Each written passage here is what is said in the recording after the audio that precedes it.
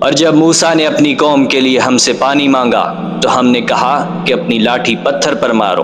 انہوں نے لاٹھی ماری تو اس میں سے 12 چشمے پھوٹ نکلے، اور تمام لوگوں نے اپنا اپنا گھاٹ معلوم کر کے پانی پی لیا۔ ہم نے حکم دیا کہ اللہ کی عطا فرمائی ہوئی روزی کھاؤ اور پیو، اور زمین میں فساد نہ کرتے پھرنا۔ اور جب تم نے کہا کہ موسیٰ ہم سے ایک ہی کھانے پر صبر نہیں ہو سکتا، تو اپنے پروردگار سے دعا کیجئے کہ ترکاری اور ککڑی اور گیہوں اور مسور اور پیاز وغیرہ جو نباتات زمین سے اگتی ہیں ہمارے لیے پیدا کر دے۔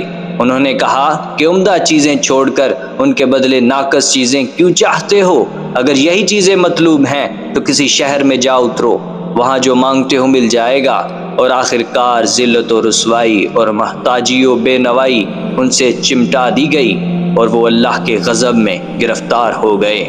یہ اس لیے کہ وہ اللہ کی آیتوں سے انکار کرتے تھے اور اس کے نبیوں کو ناحق قتل کر دیتے تھے، یعنی اس لیے کہ نافرمانی کیے جاتے اور حد سے بڑھے جاتے تھے۔ جو لوگ مسلمان ہیں یا یہودی یا عیسائی یا ستارہ پرست، یعنی کوئی شخص کسی قوم و مذہب کا ہو، جو اللہ اور روز قیامت پر ایمان لائے گا اور عمل نیک کرے گا، تو ایسے لوگوں کو ان کے اعمال کا صلہ اللہ کے ہاں ملے گا، اور قیامت کے دن ان کو نہ کسی طرح کا خوف ہوگا اور نہ وہ غمناک ہوں گے۔